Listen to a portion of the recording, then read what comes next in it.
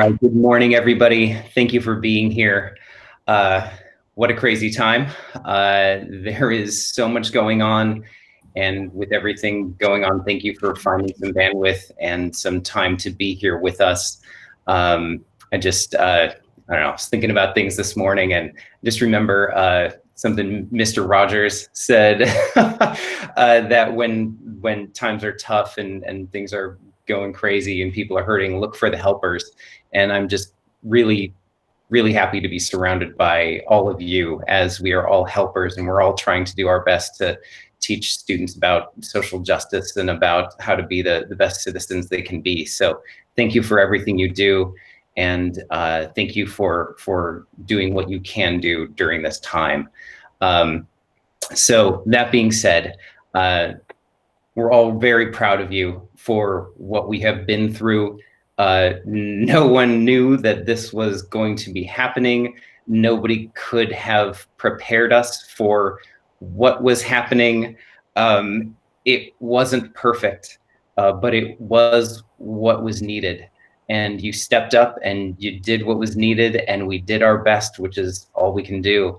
And there are, many students who really benefited from all of your hard work and energy and your relationships and connections. So thank you, infinitely thank you for what you have done for our community and for our students.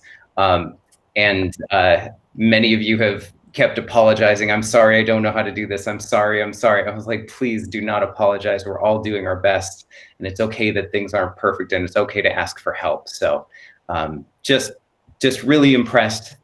Very lucky to be a part of this community, and thank you for everything that you've done over the last few months.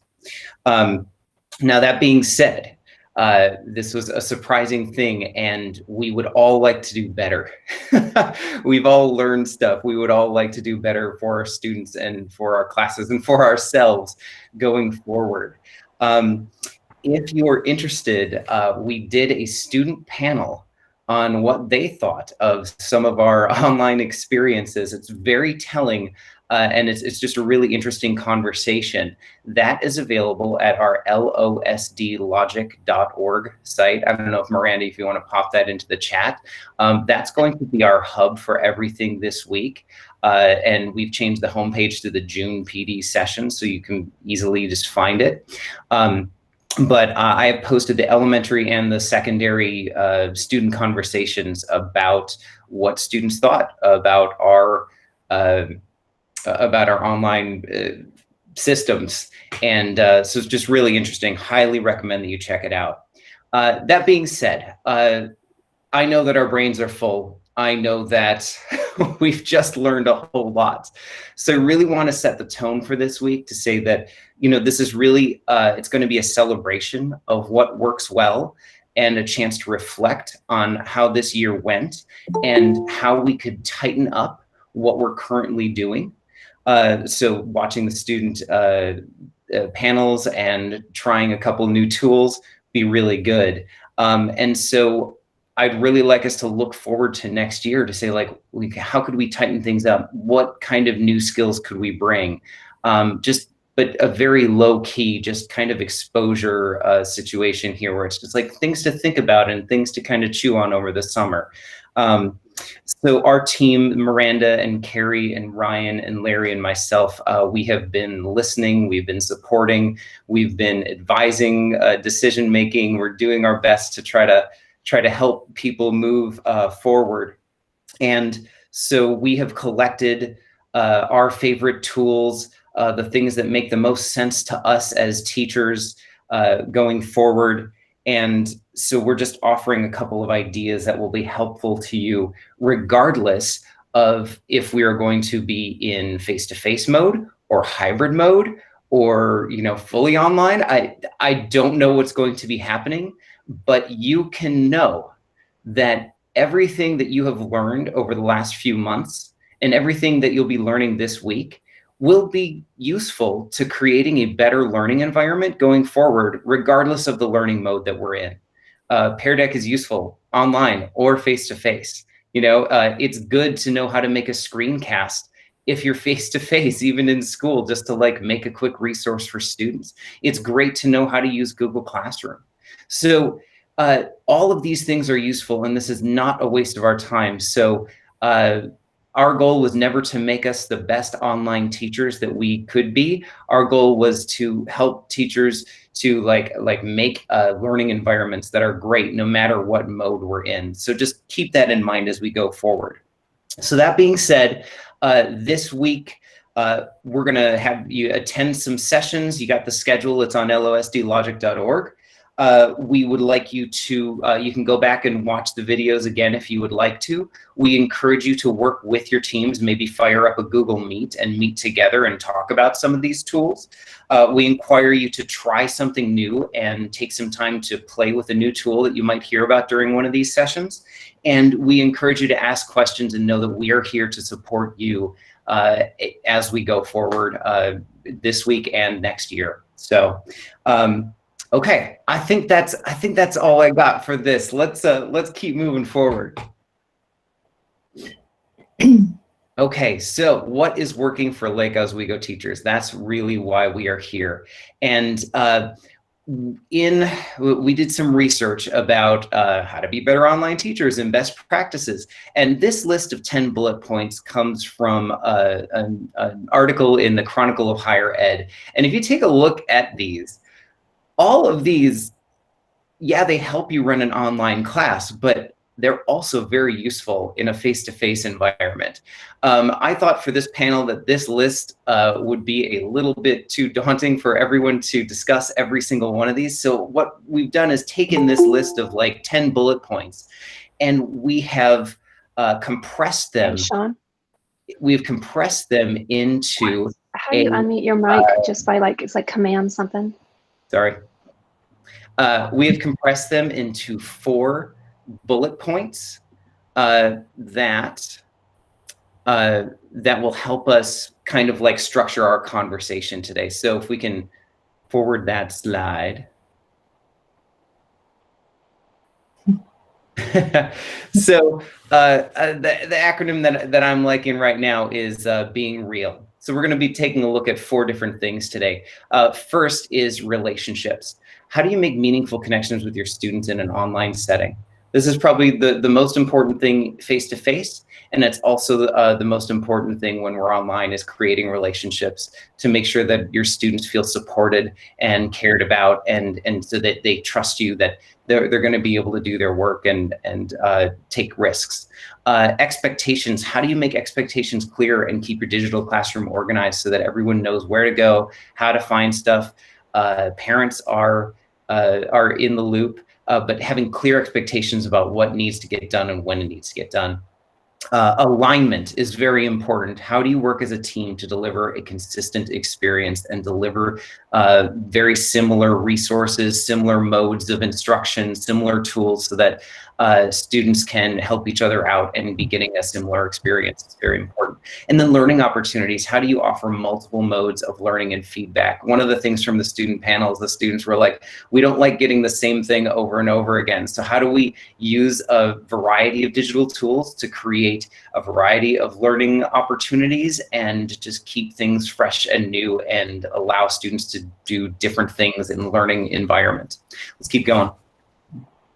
So during this time, we know that we have a few teachers who are going to be sharing with us on our panel, but I know we also have around 200 people who are on this this call, and it might be overwhelming if everyone starts throwing stuff in the chat. So what we've done is created a Padlet, and with each one of these 4 questions. And what we'd like you to do is you can just go to www.bit.ly/LOPDReal, and then you can add what is working for you. And during this presentation, you can feel free to scroll through it. We'll put the link up to the Padlet later so you can see what everybody else has done. Yeah, I can put the link in the chat, no problem. Except I can't copy it. Carrie and Miranda, could you do that real quick? There it is. Awesome. Thank you. Yes, right there. So pop in there and start adding your experiences, what works for you, and this will be a really great resource as we go forward, just a way to reflect on what works. I'm going to stop blabbering. I'm going to turn it on over here, I think, to our panel. And Carrie, you can take it away. Sure. Yeah. Thank you, Chris. And that was Chris Hesselbein, everybody. So thank you for that intro. I'm Carrie Light. I'm one of the district teacher librarians.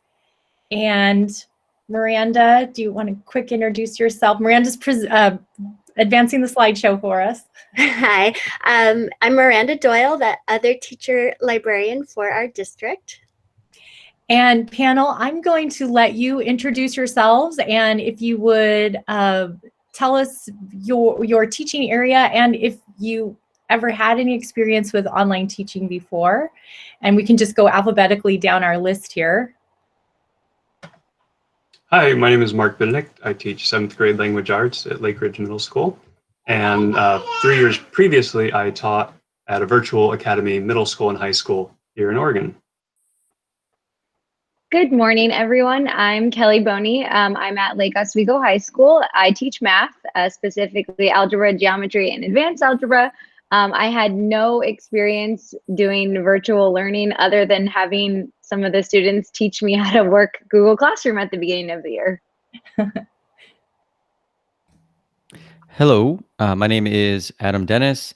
I teach at Lake Oswego High School, where I teach junior English and mindfulness. And before this, I had taken many online classes, but never taught one.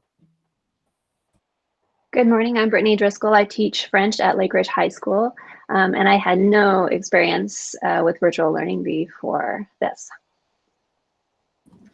Good morning, I'm Katie Ringstad. I'm the Response to Intervention Coordinator at Lake Ridge High School. Had been curious about digital learning and connected kids with online school at times, but no actual experience with digital learning or online learning. Thank you. All right, so we're going to start with the R for that real acronym relationships. Making meaningful connections with students in an online setting, and we can use some of the best practices to guide our answers, our experiences. And would someone like to comment to, how you set up those relationships, and did you have to change what you were doing, or was it fairly easy to set up? What types of challenges did you encounter? Someone like to address that question?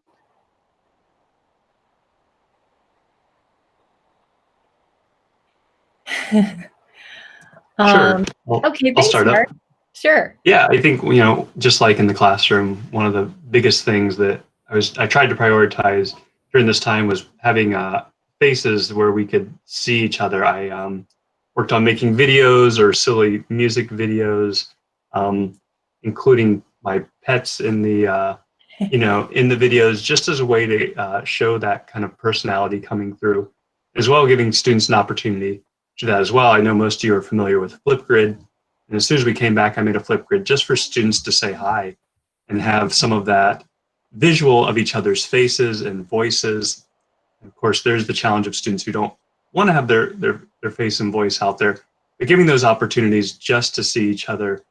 It's really hard in the virtual world just to see someone's name and not be able to put anything with that. So trying to get that face time with them was a hugely important thing to me, and I think really rewarding for me and for the students.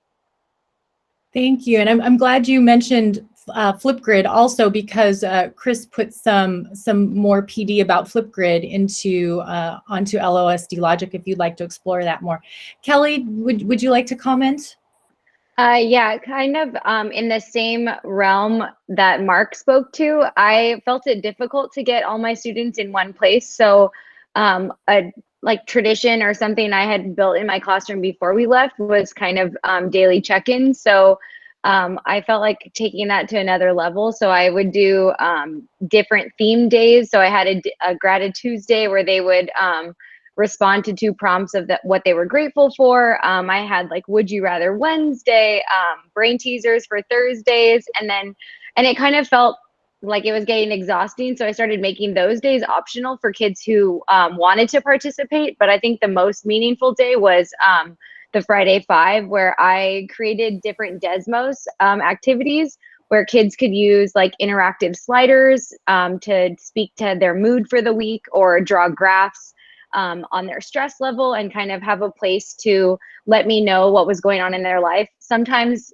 teenagers were a little TMI for me. So I had to like respond back to them and like check in with how they were doing, and just making sure their mental side of their life was holding up in quarantine. Thank you. Thank you. Katie. Oh my goodness, those are really awesome ideas. I love it. As far as building relationships for students who struggle, in response to intervention, we're working with the kids that typically have difficulty engaging or are difficult to get a hold of. And I would say that the most meaningful way that we set up those relationships with kids was one-on-one online meetings with them. And we allowed them to choose how often they wanted to meet. And a lot of times that consistency of a consistent meeting time and, check in and just kind of talking about, number one, how they're doing. And then number two, really looking at what it is that they need to do for the week, both in school and outside of school, really help to kind of, get to know them on a personal level and help them, through challenges and that kind of thing. Thank you. That's great. And I think when people go, if they have a chance to watch the student panel, many students mentioned that one of the greatest things was, being able to just connect with their teacher in some way, even if it was just an email response, personalized email. So it really makes a difference. Thank you. Did anybody else want to address relationships, or we could move on to the next question? Can go ahead and move on. Can we go back real quick? Sure. Just to explain a little bit more about the best practices from that article. I mean, we've been talking a lot about what teachers have been doing, but showing up to class, like making sure that you're actually checking in every day. Because if you've ever taken an online course and you've had to wait a week to get like feedback from it, it's very not motivating, and you feel like, well, this person isn't really caring about this class. So showing up to class, being yourself, I think is super important. And I think that was Mark who was saying, yeah, I'm putting my dogs into my videos because it's just really important. Everyone's seeing a different side of people, and it's important to be putting some of yourself into your videos, and not just make it all educational, but just make it personal too. Making the class inviting and pleasant. I really like that idea of having those different topics like every day. Like I remember when I was in the classroom, like, yeah, having a question on the board, and then kids can come in and just write on the board. Like I've seen that at coffee shops too. It's part of making it a pleasant place to be and giving some ownership to the space, to the students. Putting yourself in their shoes, like really thinking about like, what do the kids need, and how do you create that space where the kids can understand things, and you understand that some of the kids might not be able to make it at a certain time, and that some of them are babysitting, and that some of them are having problems and their parents are losing their jobs, like really trying to do that. And I don't know, did anyone take any committing to continuous improvement really talks about asking the students how they're doing, and how you're doing, getting feedback from them and trying to improve your classroom. Did anybody do that? Like ask kids, hey, how are things going? And what feedback did you get from them? So I can talk to that, Chris, a little bit. Mark, first of all, your videos were hilarious. So thanks for those. So every class that I started, because I held virtual classes Tuesday through Friday, every class, I would start with just kind of a check-in of 5 minutes of, and I would ask very pointed questions like, well, what made you smile this weekend? Or what made something that made you smile yesterday? And so I would give an example like, oh, I went for a walk and I saw baby ducks this morning. And that seemed to get kids to kind of want to share, oh, it was my birthday yesterday, or, oh, I colored my hair green. And just that connection. And I think they really appreciated that we were face-to-face, virtually at least, sharing. It's great. Speak to that. My name is Chris Oatness. I teach at Lake Ridge Middle School. One of the things I did is I put together a little survey, just a quick survey on Google Forms, and I asked for some feedback on some things. And I got a lot of helpful comments from kids and affirmations that certain messages I was giving were getting through, etc. Great. Oh. One thing I wanted to chime in about, several Lake Ridge High School teachers did this, and it was phenomenal in building relationship and actually opening the door to getting kids to access them. They would send them emails with like positive feedback about their work. And, you know, when we would meet, one of the things that we would do would be to check their email. And so that when the student saw that feedback, or, hey, I missed you at class, I really hope that, you know, we can connect at a different time. It really helped to open the door to getting the student to open up and utilize the support. So just another. Yeah, no, that's a great point. Thank you.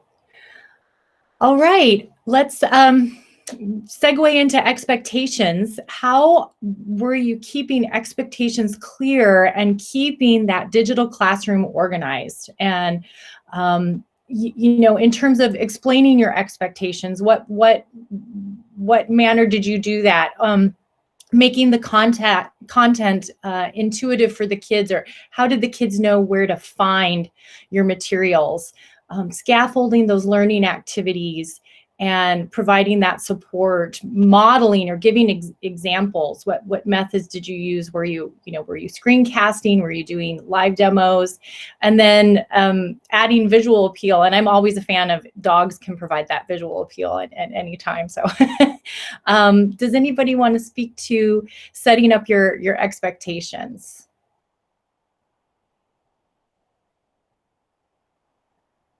And I think at this level, most people were using Google Classroom. Perhaps if you want to talk about setting up your Google Classroom or working with the planner. I know like Lake Ridge High and the middle schools were using like a digital planner. If anybody wants to speak to that. I can speak to this slide just a little bit. Sure. First, I want to say that I'm not an expert in any of this, and this was emergency teaching. It was survival.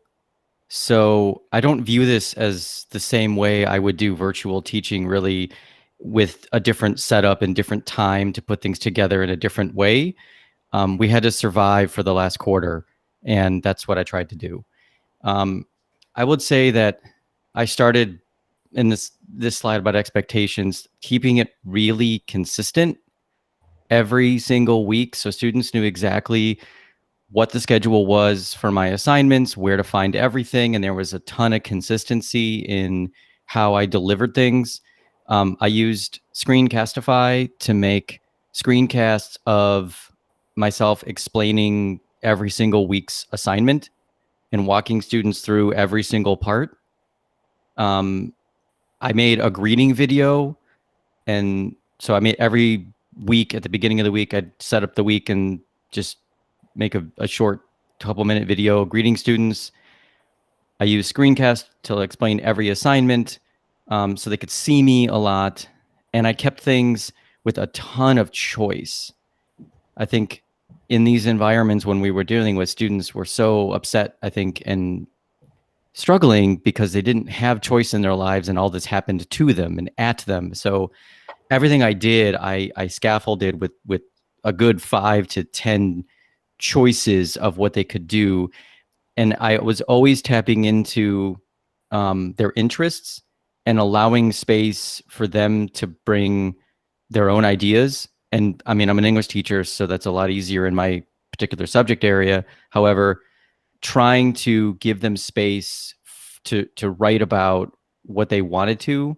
So I would have categories for like quarantine related stuff if you need to process and you want to tackle that, or non-quarantine related stuff if you want a distraction and you want to focus on some other kind of content. And that allowed students to just kind of pick from a menu of choices. I did every single assignment I gave. And for me, that was really important because I was writing along with my students. I made videos of whatever I did. And I also was careful to give less work. Again, it was an emergency situation, and I didn't think our students had a ton of bandwidth. So I structured it way down, and I was limited in what I was offering them to do. So it was easier for me to do every assignment. I think thinking about teacher self-care, I don't know that in the regular school year, in the midst of everything, I could do that all the time. But I think it was important for me to do it and then reflect to the students, well, I did this and here's what I learned. And so they could kind of see that I was part of this. Adam, I think that's great. And actually, that goes back to making relationships, right? You were in it with the students and doing those assignments and connecting with them. And yeah, having that consistency, especially when, we realized the kids were navigating many Google Classrooms and getting several assignments. So that structure, the consistency, but then the choice, that's great. Thank you for sharing that. Yeah, I think it was really nice to hear Adam say that he was going to try to keep everything like all in one place. And a lot of teachers have been using a concept called HyperDocs, using like a Google Doc to house all of their links and videos and other stuff so they can post once to Google Classroom and then have lots of videos and links all in one doc, or using a Google slide presentation to kind of house like one slide per day or something like that. But to really kind of reduce the clutter in Google Classroom.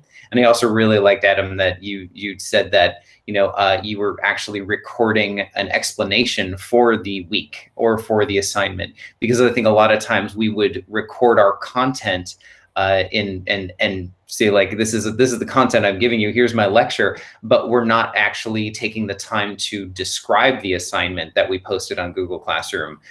Or describe the week, because we're just, putting that in. But if you think about that, when we're face-to-face, we spend a lot of time talking with our students about this is what the assignment is like, and this is what it's going to be, or this is what our week is going to look like. And actually like talking to them about that, I think is really important.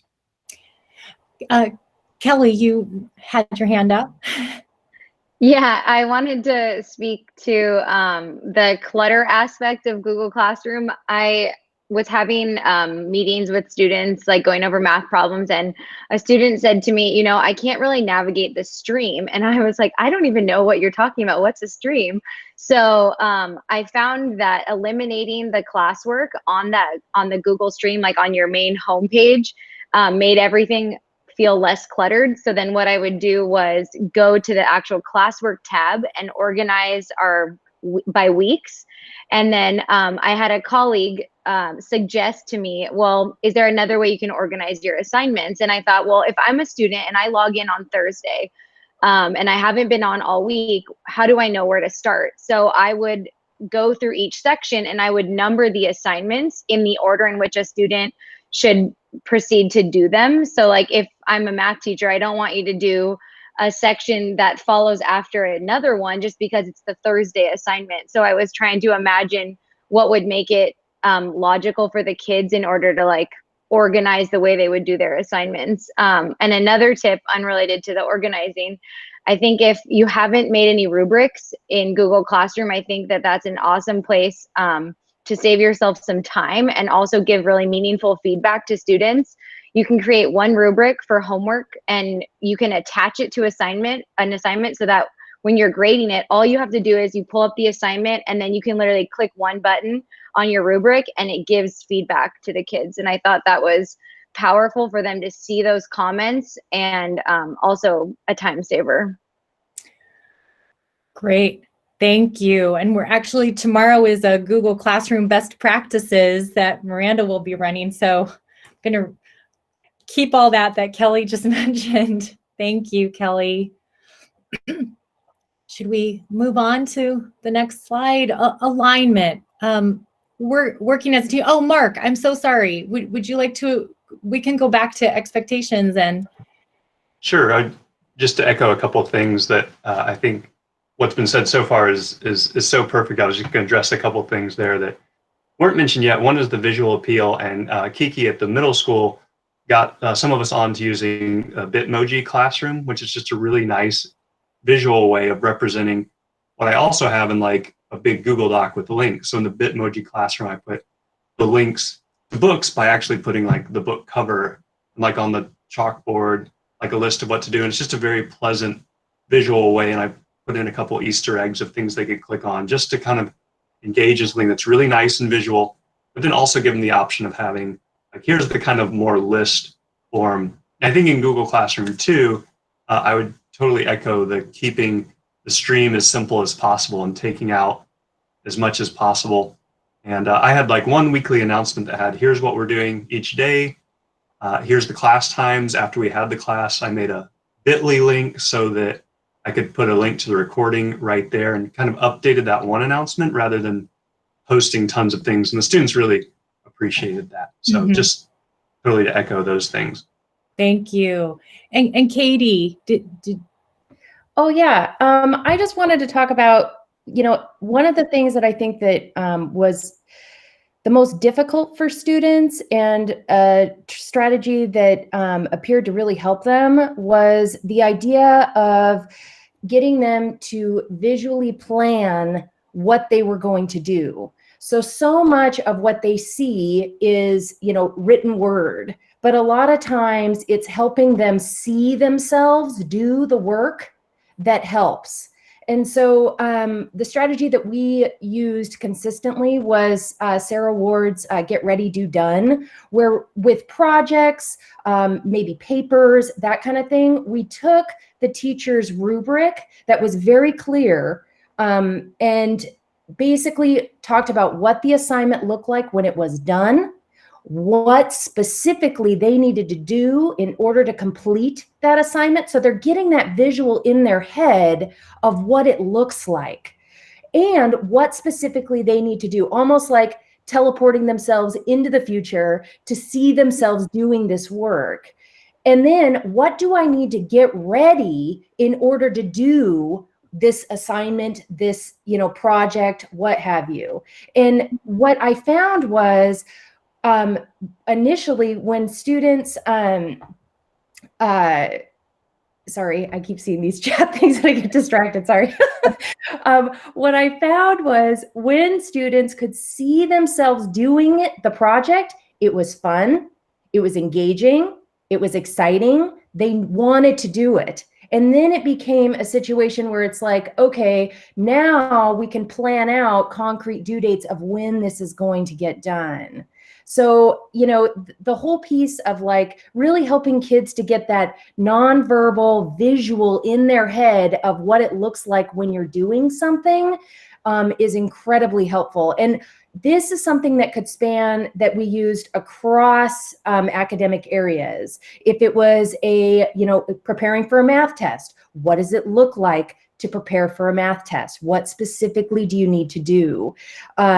So anyway, that was a really helpful strategy. thank you. Thanks, Katie.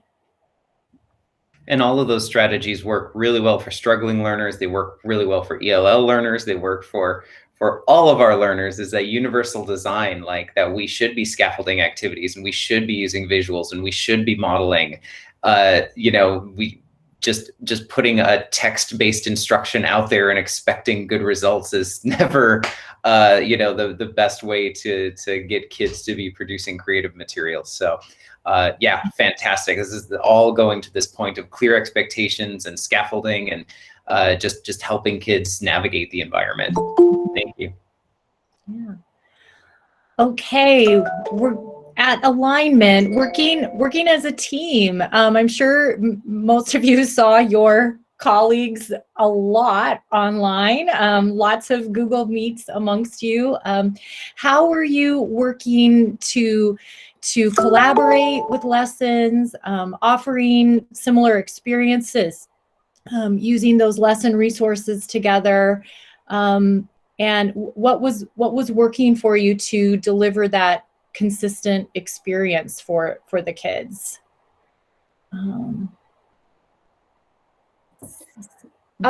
I can just start based on what I observe. So, my role is kind of working with a variety of different student types, kind of teaming with teachers, that kind of thing.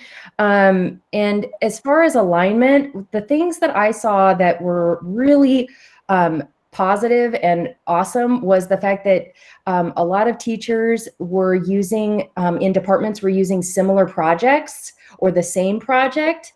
The consistent due date piece was incredibly helpful as far as knowing when things were due and what was required. I also saw that department meetings, and then on top of one-on-one type meetings where teachers collaborated together to come up with these really cool lessons, were areas of that seemed to help. In general, like if a student was in, like, for example, a science class, it was like it became very easy for the student to know what was expected, how to navigate that system, and it was easier for support staff to know specifically what was expected because it was very consistent across teachers. So Great. Thank you. Kelly? Yeah, I was also going to speak to this idea of working with a team to share the load. I think that looking towards the fall for people who have multiple preps, the idea of recording multiple videos, whether they're a half an hour, 45 minutes, multiple times a week, I think it kind of feels like a daunting task. So in our department, we started trying to see who could take on what responsibility. So some people were recording the video and others were making the quizzes or the homework assignments. And I know for teachers, that's really hard to let go of that control in your classroom. It would be as if someone would walk in my room, like another math teacher would walk in there and just start teaching my class. And I had a conversation with my algebra students and I said, this is how we're going to proceed for some of the year. You're going to probably hear some voices that are not mine, and that's okay because, we're working as a team to try to get this task accomplished, just because making 2 hours of videos as one person when you want every detail perfect was just a task that was too much to undertake. Yes. Could I just jump in with a quick comment? Sure. That's a great idea, but would it be feasible? And I know math kind of just made my brain ignite because so many students have told me that math is a very difficult aspect for them because they have a sort of a math thinking one way and the instruction may be at a different slant. And so you get these sort of split aspects. But if you've got multiple teachers with time, could you have slant A recording and then slant B recording, and then students can choose which one to pick to which one works best? Because, that might, get that sort of numeric engagement that sometimes is a challenge in math. And I'm saying that just from my own daughter's feedback to me about some of their math stuff. So I don't know. Having multiple teacher voices, maybe that might be something cool. I can kind of respond for a second. I was just kind of thinking in the sense, Adam mentioned survival mode, and I don't think we explored the multiple teacher option. I mean, while that might be great because I know some students prefer different teachers, and that's totally a normal human thing. So I think we were in more survival mode than anything, and I think it might be something to explore. I know sometimes someone will have me and then the next year they have someone else and they're like, I want to go back to so-and-so, or I want my middle school teacher. And so it's something to explore in the future, I think. Yeah. And definitely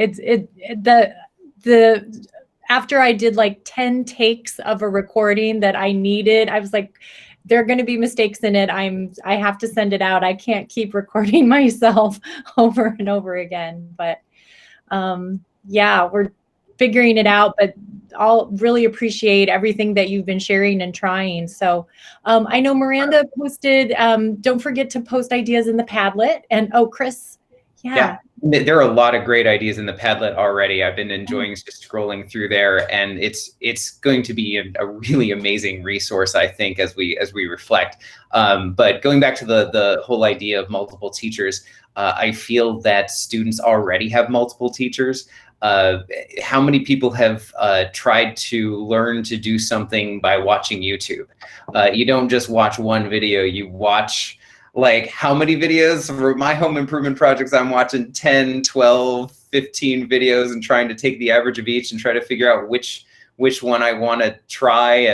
And so chances are they're going to watch you try to do something, and then if that doesn't make sense, they're probably going to search for another video out there on YouTube on how to do it. So I think providing multiple perspectives is great and is a really good thing. But yeah, again, being in that survival setting, like how much time did we really have to do that? But yeah, it is best practice to be, trying to put multiple methods out there. But I think that the thing is, we don't want just one teacher to be doing like every video and having everybody recreate the wheel for every video.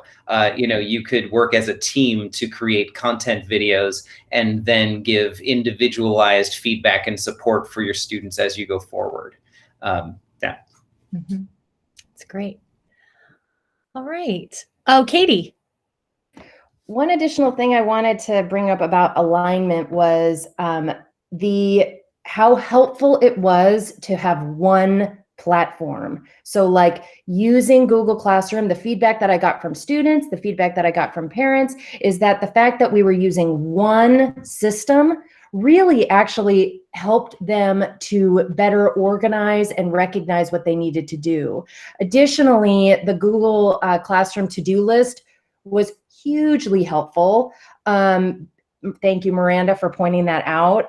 Ironically, up until this point, like I never used the Google Classroom to-do list and didn't really teach students how to use it. And now that we are using it because everybody's posting on there, it is a helpful tool for families because they can see exactly what the student needs to be doing, for those resistant learners, but also more importantly for the student. They know exactly what it is that you have posted.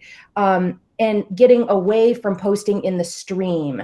The stream was a huge barrier for students. I can speak to the ones that are struggling. When you post in the stream and not to the to-do list, they're having to sift through trying to find that information. And then oftentimes it becomes this like barrier to getting started on the work. And so, I would say having the same, Google Classroom and then the to-do list was a huge help for those students that struggle. And I think as we go forward, I was saying that this is about best practice online or in person. And want us to think about, like, as we're moving forward in person, if we continue to use Google Classroom just to kind of post like little due dates, right? That if every teacher was using the same resource like Google Classroom and saying like, hey, we're just all going to post all of our assignments, due dates, those kind of things, that it would create a very comprehensive view in the to-do list, even if they're in person. So the to-do list is just automatically formed for the students. It is a combination of every single class that they're enrolled in. And whenever a teacher posts an assignment in the classwork section, it gets imported and put together into a to-do list for students so they get a view of all their classes, all the classwork from all the classes.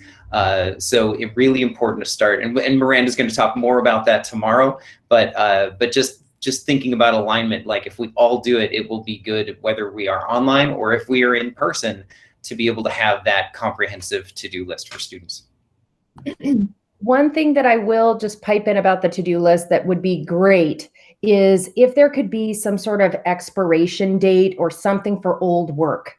The only downside of the to-do list is that if the student does not do that work, the to-do list builds, and it starts with missing work and then goes down to current work. And that can be overwhelming to students. So, you know, but overall, the to-do list was fantastic. Anyway. Yeah, and I just saw there is a how to navigate Google Classroom for students, and there's actually one for parents that Miranda's going to share those now. Yeah. And yeah, please attend tomorrow. Yeah. This is just getting us ready for the learning this week. Yeah. All right. We can move on to our next slide, the learning opportunities. And again, I really want to encourage you to listen to the student panel, because it was great to listen to the students talk about learning experiences that you all provided to them. They liked Flipgrid. They liked meeting with you in person. They liked if they had a chance to work with each other. So what were some different modes of learning that you provided for the kids? And likewise, feedback. What did you find worked well for providing them feedback, whether it be you know, emails or meeting with them in small groups, meeting with them during office hours, and then how did you provide your content resources to them? So there's lots of things if you feel like addressing, would be great. Brittany? Yeah, I can talk to that. So I, at the very beginning, had each student create an ebook using Google Slides. And then all the assignments that they did, they would add to that Google slideshow each time. And then I would give them feedback. I would comment. And so I created a system where if it was an error that they could correct, I highlighted it in red. And then if it was if there was a better way to say it in French, then I would highlight it in orange. And so I would give them feedback on their assignments each time. And all the assignments always were about something that was like, what are you thankful for? Or they had to listen to a song, and then the song was about what would you not be able to give up during this time period, and they would have to respond to that. So the slideshow, the ebook, was how I really kind of made them keep everything together. I helped them keep everything together. And then they added also like screencastify videos of themselves to that. I did Flipgrid too, but that's attached to our textbook, our online textbook website. Okay, great. Thank you. Kelly. I actually thought that one of my favorite experiences during distance learning was something that I didn't have the chance to do often, but I hosted a Quizlet Live session for my advanced algebra students. And for those of you who haven't used Quizlet Live, essentially the kids become anonymous animals, and then they can sign in using another browser or their phone, and they get questions that pop up on that device.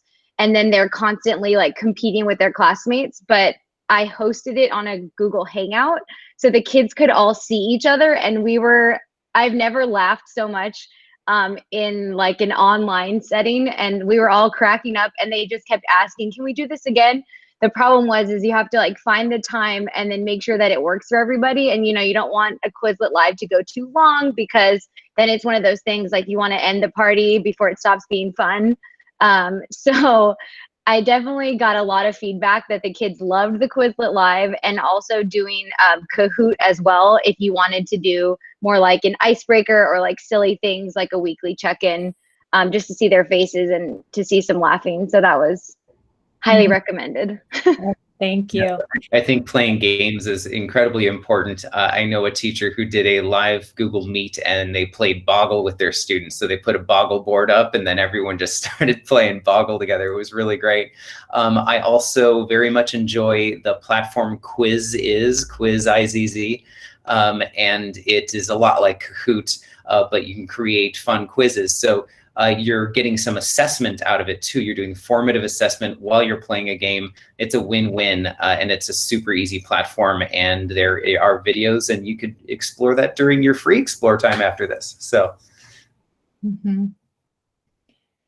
Thank you. And I think both those activities, like, work, creating Google Slides and then playing a game, that all is just switching it up for the students when, they mentioned they wanted some variety. Adam, go ahead.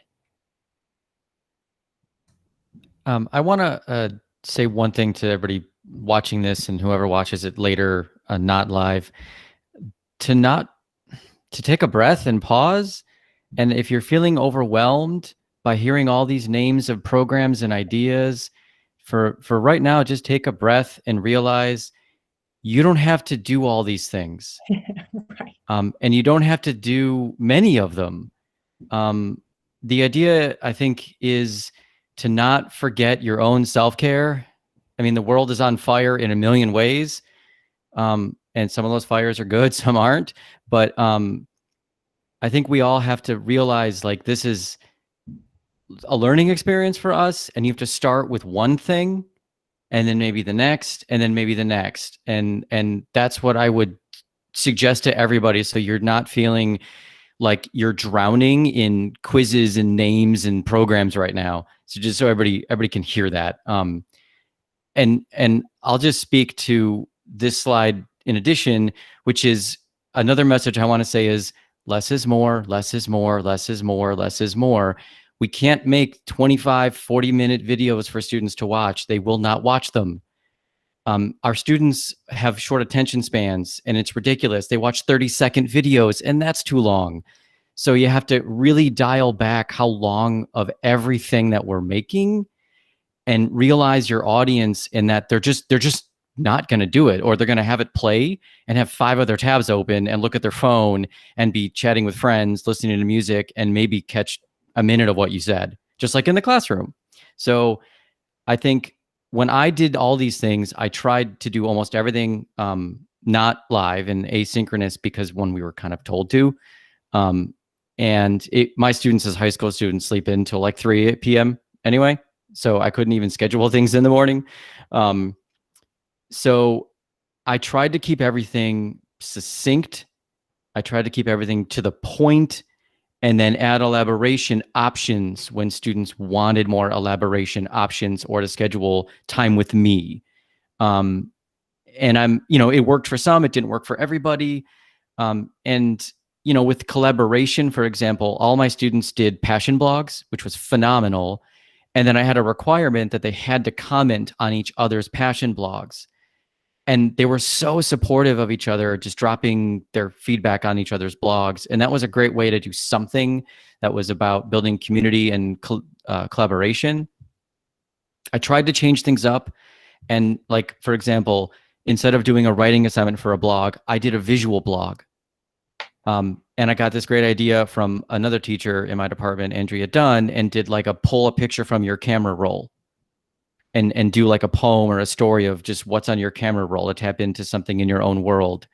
So I was trying to mix what the content like was and what the assignments were offering as part of their creativity, and bring in those kind of things. And also knowing our students are listening to music constantly, trying to work in, is there ways to bring in what's on their Spotify list into an assignment that would allow them to produce that creativity. So those are all different things I was attempting. And I really liked I forget what it's called. I know Chris, you'll remind me, and Miranda, the voice feedback thing, mode, something like that. Mote. MOTE. It's got some limitations for sure, and it doesn't work in every platform, but I try to play with that to give some kind of feedback that was my voice, some that was my words, and some that was my face. So that's it. Thank you. That's great. And lots of people commented on the chat and that. And I think that's an awesome point. It's easy to get overwhelmed with so many different technology devices, and try to pick pick one thing, pick one or two things, and dive in a little bit more. And I also want to remind people that I think it was a middle school student in the student panel, the most meaningful thing to her was that her teacher emailed her and gave her positive comments. And so I thought that was powerful too, but thank you. Katie. One of the things that I found that from students that, typically struggle in both, academic support centers, special education, this online learning experience created a real opportunity for them to learn how to self-advocate and ask for help. And that is a really difficult skill to teach. Oftentimes, it's hard getting them to, go when we're in a brick and mortar situation. But the self-advocacy piece, I think, was an area that, students really need to work on. And one of it's difficult because it's almost like the only way to get them to self-advocate is to initiate that interaction with them. So there were some teachers in the building that had standing appointments with their students, or they had standing appointments with specific students where they met with them one-on-one, and that was just part of their curriculum. And that created a really wonderful way for students to, I guess, engage. There was kind of a barrier of even though I heard over and over again that office hours were incredibly helpful, but there weren't as many students that attended those. So it's not like they would be put on the spot for asking for help and that kind of thing, or not knowing. It's the idea of, oh my goodness, there could be, peers there that know, that, I'm going to be behind where my peers are, or I'm going to ask a stupid question or whatever. So the self-advocacy piece and checking in with those at-risk students on a more one-on-one type basis was incredibly helpful. I know that's difficult for teachers to do across the board, but for the teachers that did do that, especially with struggling learners, the kids that were either getting incompletes in their classes or not turning in work, it opened the door to getting them past the barrier of asking for help. Wonderful. I know we got to get wrapping up here. We're running pretty close. So if we could move along, I'd like to finish up. So this, amazing discussion. And I think that, the big takeaways here, the reason why we didn't do this best practices, here's how you use this tool, here's how you use this tool, because that's not best practices. Best practices is keeping it simple. Best practices is using the tools you have to create relationships, to create clear expectations, make things easy for your students, to stay aligned with your team, and to create a variety of learning opportunities. That's best practice, but that's best practice whether we're online or whether we are face-to-face. And so I just think this has just been amazing. I've learned a lot from this conversation. If we can advance the slides a little bit. The Padlet will be staying online, and what we're going to be doing, scheduled later today, you have an optional PD, which is just an hour of free explore time. So one thing that you could do during this time would be to go check out that Padlet and read through it and see what other things people have been talking about. I've gotten a lot just scrolling through it in 2 minutes. So it's really amazing. Thank you for everyone who contributed to the Padlet. It will stay up, and elementary teachers will start loading into there later today too. If we can go to the next slide, I want you to think when we're talking about some of this free exploration time on the LOSD Logic site under June PD. Up at the top, there's a navigation thing, and you click down, there's a sub menu, and it says self-guided exploration. There are little videos to some of these tools that we were kind of mentioning, like Flipgrid to create discussions, or Padlet to do a collaborative wall like we're doing today, how to use Adobe Spark to have students create videos, how to use quizzes for assessment. how to use, and then we're going to be doing some bigger sessions this week about Pear Deck and Loom and Zoom and Google Classroom and Seesaw. But this is your core digital toolkit. Start with really getting your classroom management tight on Google Classroom. Like, that's the most important thing. Then start branching out into, like, how do I record videos? How do I make those videos a little bit interactive? How do I run a discussion with a toolkit? How do I do a collaborative wall? I think that yes, we will post these slides too. But I just want us to think about your core, and then think about how do you add little things to create bigger and more diverse experiences for your learners. But always keeping it simple, and always trying to really make sure that we don't lose track of what's good for students. So just as a reminder for the rest of this time today that you'll have for free exploration on LOSD Logic, you can go through and check out a video about how to use one of these tools. And then there's a little skills check off and see if you can do those things. Go back, check out the Padlets, and I highly recommend working with your teams. Anyway, that's all our time today. I would like to extend a huge thank you to our panel. Thank you for joining us.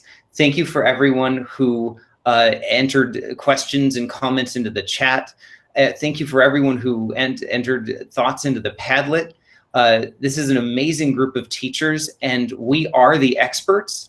All we have to do is talk to each other more about what we're doing. We can learn a lot from each other. So thank you again. Thank you for being you. Thank you for being the helpers. Thank you for sharing. Thank you for being amazing for our students. Please let us know how myself or our team can support you going forward. Enjoy your week. Take some time to breathe, and just thank you again. All right.